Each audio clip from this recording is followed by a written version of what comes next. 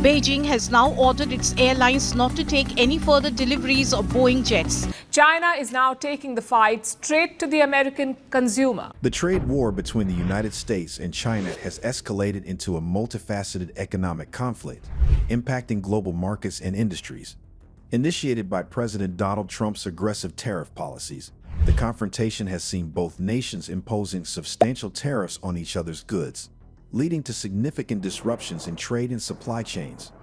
Beijing has made it unmistakably clear that it's ready to escalate economic retaliation and that the U.S. isn't the only one with levers to pull. The Chinese government is leveraging a broad array of non-tariff tools to inflict pressure on American companies, signaling that it's prepared to impose pain across multiple sectors of the U.S. economy.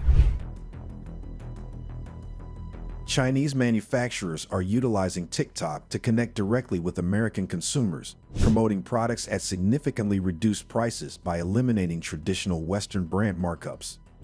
Videos showcase luxury items, such as handbags and athletic wear, highlighting the minimal production costs compared to their retail prices in the U.S. This strategy not only challenges Western brand valuations, but also appeals to cost-conscious consumers seeking quality without the brand premium.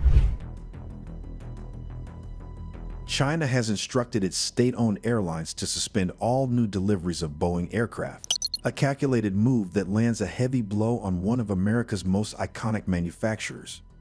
Boeing has long counted on China's vast aviation market, which is projected to account for nearly 20% of global aircraft demand over the next 2 decades. Chinese carriers such as Air China, China Eastern Airlines, and China Southern Airlines had already placed significant orders for Boeing jets, including the 737 MAX and 787 Dreamliner. These orders now hang in the balance. The implications are enormous. For Boeing, China has historically represented not just a customer base, but a critical growth engine, especially as demand for air travel continues to surge across Asia. Meanwhile, the supply chain implications are far-reaching. Aircraft deliveries involve a network of suppliers across the U.S., from avionics and landing gear manufacturers to engine and software providers. The suspension affects not only Boeing's bottom line, but also that of hundreds of smaller companies that rely on Boeing contracts. It may lead to job losses, order cancellations, and financial strain throughout the aerospace ecosystem. China's near monopoly on the mining, refining, and export of these critical minerals, including samarium, gadolinium, dysprosium, and others, has given it extraordinary leverage over global supply chains, especially in industries vital to U.S. national security and technological competitiveness. Beijing has imposed sweeping export restrictions on several rare earth elements and associated products, including high-powered rare earth magnets. These materials are indispensable for a wide range of high-tech applications, from electric vehicles and smartphones to wind turbines, missile guidance systems, and advanced fighter jets. Without them, entire sectors of the U.S. economy and defense infrastructure are at risk of grinding to a halt. This isn't the first time China has used its mineral dominance as a geopolitical tool. However, in the context of President Trump's renewed tariff blitz and economic decoupling strategy, these export bans feel more pointed and more disruptive than ever. While the U.S. possesses some rare earth deposits, most notably at the Mountain Pass mine in California, the country lacks the refining and processing infrastructure needed to turn raw ore into usable industrial materials. That gap is no accident. Over the past 2 decades, American firms offshored nearly all rare earth elements processing to China, lured by lower cost and fewer environmental constraints. Now, that dependency has become a vulnerability.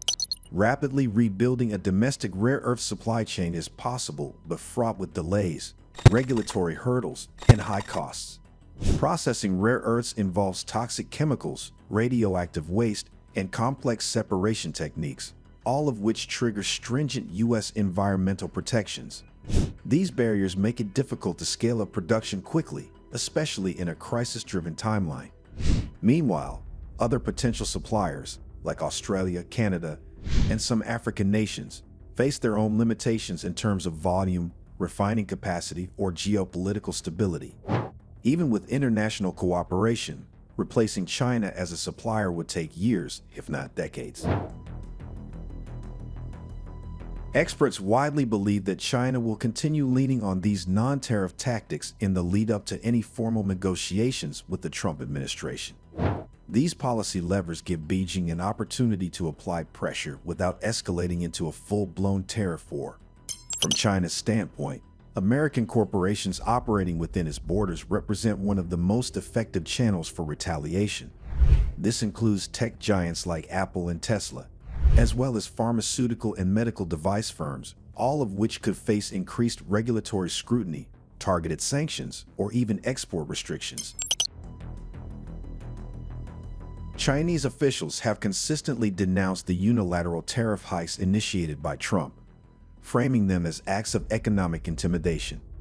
Despite this hardline stance, China has maintained that it remains open to discussions as long as the talks are conducted on equal terms, without coercion or ultimatums. On the American side, the tone is far less conciliatory. The White House has suggested that while President Trump is willing to consider a trade agreement, it's up to Beijing to take the first step. According to administration officials, the U.S. holds the upper hand and sees no need to rush into a deal unless China demonstrates a willingness to compromise. China's Ministry of Commerce emphasized that while the door to negotiations remains open, Washington must abandon what Beijing sees as threats and intimidation. Your perspective matters. Do you think about how China is choosing to hit back at the U.S.? Share your thoughts and insights in the comments section below. If you like this video, be sure to subscribe to the Current Affairs channel and turn on the notification bell so you don't miss any of our informative future videos. Stay informed, stay engaged, and thank you for watching.